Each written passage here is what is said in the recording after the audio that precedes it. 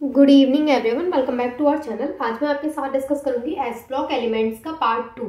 Part 1 में मैंने आपके साथ डिस्कस किया था कि ग्रुप 1 के एलिमेंट्स को क्या बोलते हैं। जैसे कि मैंने आपको बताया था उनको अल्कली मेटल्स बोलते हैं, क्यों बोलते हैं ये भी बताया था। उनका इलेक्ट्रॉनिक कॉन्फ़िगरेशन किस तरीके से करते हैं, मैंने आपको 2 तरीके से इलेक्ट्रॉनिक कॉन्फ़िगरेशन बताया था उनका, और आज भी मैं सेम आपको 2 तरीके से इनका इलेक्ट्रॉनिक कॉन्फ़िगरेशन बताऊंगी। उसमें क्या होता है, 2 तरीके का मतलब ये है कि उसमें एक जो तरीका होता है हमारा नोबल गैसेस वाला, वो थोड़ा इजी हो जाता है करने के लिए, ठीक है। तो वो भी मैं आज आपको बताऊंगी कि ग्रुप 2 के एलिमेंट्स का हम किस तरीके से कर सकते हैं। इसके अलावा देखिए इन दोनों में क्या मेजर डिफरेंस था वो भी मैंने आपको बता दिया था। अब देखिए यहाँ पे जो ग्रुप 2 के हमारे एलिमेंट्स हैं उनको हम एल्कलाइन अर्थ मेटल्स बोलते हैं। तो सबसे पहला जो क्वेश्चन आना चाहिए वो ये आना चाहिए कि इनको हम एल्कलाइन अर्थ मेटल्स क्यों बोलते हैं। तो उससे भी पहले मैं आपको बता देती हूँ कि जो हमारा ग्रुप 2 है उसमें कौन कौन से मेटल्स होते हैं। तो उसमें होता है बेरिलियम,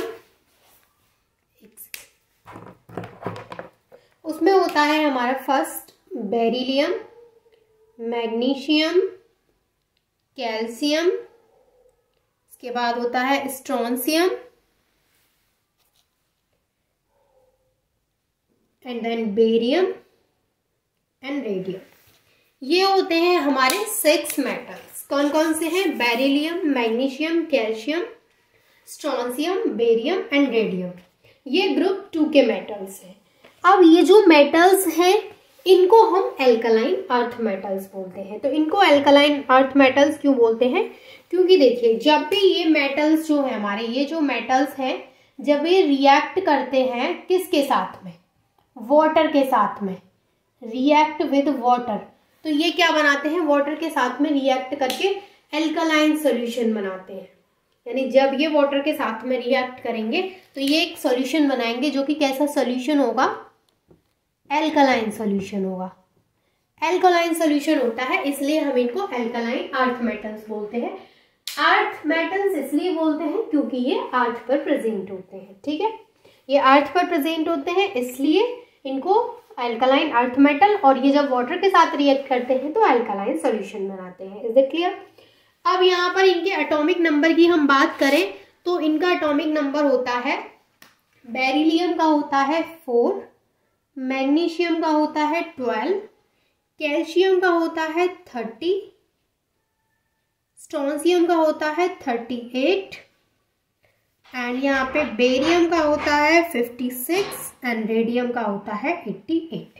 ये होते हैं इनके एटॉमिक नंबर, ठीक है। अब इनके एटॉमिक नंबर के बेस पे हम इनका इलेक्ट्रॉनिक कॉन्फ़िगरेशन करते हैं। तो 2 तरीके होते हैं इनके इलेक्ट्रॉनिक कॉन्फ़िगरेशन करने के। एक तरीका तो हमारा ये होता है NS2 और दूसरा होता है कोई भी नोबल गैस हो गई, वहां पे noble gas and then NS2।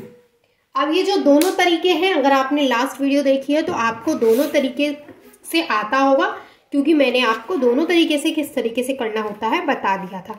लेकिन अगर आपने वो नहीं देखी है तो आपको फिर नहीं आता होगा, तो कोई बात नहीं है, फिर उसको हम यहाँ पे सीख लेंगे। तो देखिए जब भी हम बेरिलियम की बात करते हैं तो अगर हम NS2 के हिसाब से करते हैं तो क्या होगा, उससे पहले आपको पता होना चाहिए कि नोबल गैसेस कौन कौन सी होती हैं। तो नोबल गैसेस की अगर मैं यहाँ पे बात करूँ तो होती है helium, neon, argon, krypton, xenon and radon. ये होती हैं हमारी नोबल गैसेस। अगर हम बात करें हीलियम के एटॉमिक नंबर की तो हीलियम का एटॉमिक नंबर होता है 2। नियोन की बात करें तो नियोन का होता है 10, आर्गन का होता है 18, क्रिप्टॉन का यहाँ पर होता है 36, ज़ेनॉन का होता है 54 एंड रेडॉन का होता है 86। ठीक है, समझ में आ रही है सारी चीजें? यहाँ तक तो सारी चीजें क्लियर होंगी, यहाँ तक कोई डाउट होना भी नहीं चाहिए, क्योंकि इसमें कुछ नया नहीं है। जो पीरियोडिक टेबल में है वही मैंने यहाँ पे सेम नोट किया और वही सेम आपको बताया है। अब बात करते हैं कि इनका इलेक्ट्रॉनिक कॉन्फ़िगरेशन 2 तरीके से कैसे हो सकता है। पहला तरीका जो कि हमारा ये है सिंपल, जो कि आप करते आ रहे हैं और वो आपको आता है, तो उसको मैं ज्यादा टाइम नहीं लूंगी आपको बताने में। तो उसमें क्या होता है कि बेरिलियम का अगर हम करते हैं तो क्या हो जाएगा, 1s2 एंड 2s2। ये हो गया, कितने? 4 इलेक्ट्रॉन है, 4 इलेक्ट्रॉन इसमें हो गए, ठीक है। तो 1s2 2s2 पहला तरीका तो हो गया हमारा ये, ठीक है। लेकिन इस तरीके से हम अगर 4 एटॉमिक नंबर है, 12 है, 10 है, 5 है तो इजीली कर सकते हैं। लेकिन जब 88 एटॉमिक नंबर आएगा, 56 एटॉमिक नंबर है, तो इनका जब हम इस तरीके से करेंगे तो आपको भी पता है कि कितना लंबा एक लाइन बन जाएगा। तो इतना लंबा तो हम नहीं करेंगे, जाहिर सी बात है कि बहुत लंबा हो जाएगा। तो वहां पर फिर कोई ना कोई शॉर्ट ट्रिक तो होनी चाहिए कि उसको किस तरीके से करें।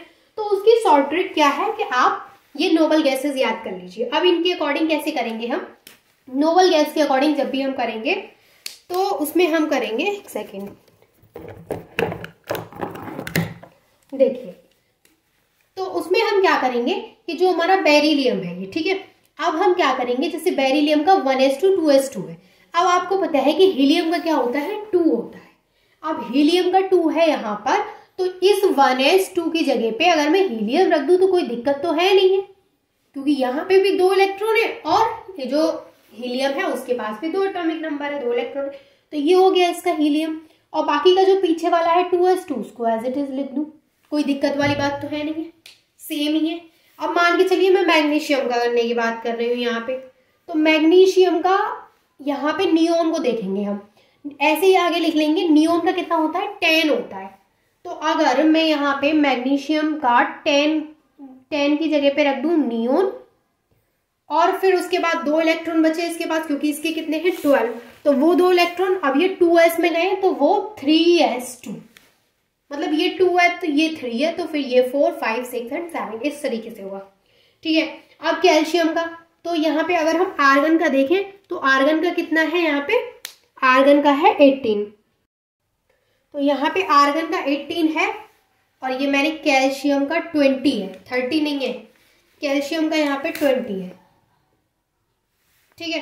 अब अगर हम यहाँ से आर्गन का करते हैं तो आर्गन का किस तरीके से करेंगे, 20, 18 की जगह पे तो आ जाएगा यहाँ पे आर्गन।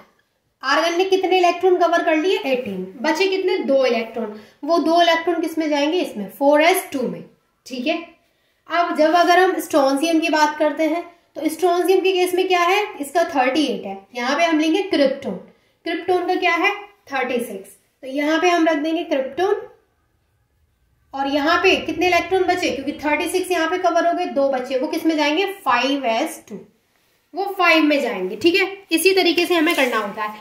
अब अगर हम बेरियम का यहाँ पे करेंगे तो बेरियम के पास कितना एटॉमिक नंबर है 56, और जिनोन का है 54, तो 54 तो यहाँ पे कवर हो गया, जिनोन ने कवर कर लिया, बचे 2 इलेक्ट्रॉन, वो जाएंगे 6s2 में। ये 2 3 4 5 एंड 6 इस तरीके से भी आप याद रख सकते हैं, ठीक है। अब रेडियम का, यहाँ पे रेडियम का है 88 और यहाँ पे रेडॉन का है 86, तो 88 तो यहाँ पे कवर कर लिया रेडॉन ने, और 2 इलेक्ट्रॉन बचे, वो चले गए 7s2 में। कहने का मतलब ये है कि अगर आपके दिमाग में ये चीज आ रही है कि हमने नोबल गैसेस तो यहाँ पे लिख दी, पर पीछे जो इलेक्ट्रॉन है वो यहाँ 2s में जाएगा, यहाँ पे 4s में, कैसे याद रखेंगे, तो सिंपली ये है कि बेरिलियम का तो आप इजीली कर सकते हैं, क्योंकि 4 ही उसके पास इलेक्ट्रॉन है, 4 एटॉमिक नंबर है, तो उसका तो आप करके देख सकते हैं। उसका लास्ट इलेक्ट्रॉन 2s2 में जा रहा है, तो उसी के अकॉर्डिंग आपको नेक्स्ट वन 3 करना है, फिर 4 करना है, फिर 5 करना है, फिर 6 एंड फिर 7, ठीक है। इस तरीके से हम ग्रुप 2 के जो मेटल्स होते हैं उनका इलेक्ट्रॉनिक कॉन्फ़िगरेशन करते हैं। यही चीज मैंने आपको लास्ट वीडियो में बताई थी, जब हमने ग्रुप 1 के एलिमेंट्स का एटॉमिक नंबर के बेस पर 2 तरीके से वहां पे इलेक्ट्रॉनिक कॉन्फ़िगरेशन किया था, और सेम हमने एल्कलाइन अर्थ मेटल्स का किया है। अब ये चीज तो आपको क्लियर है कि उनको एल्कली मेटल्स क्यों बोलते हैं और इनको एल्कलाइन अर्थ मेटल्स क्यों बोलते हैं, क्योंकि मैंने दोनों को आपको बता दिया है।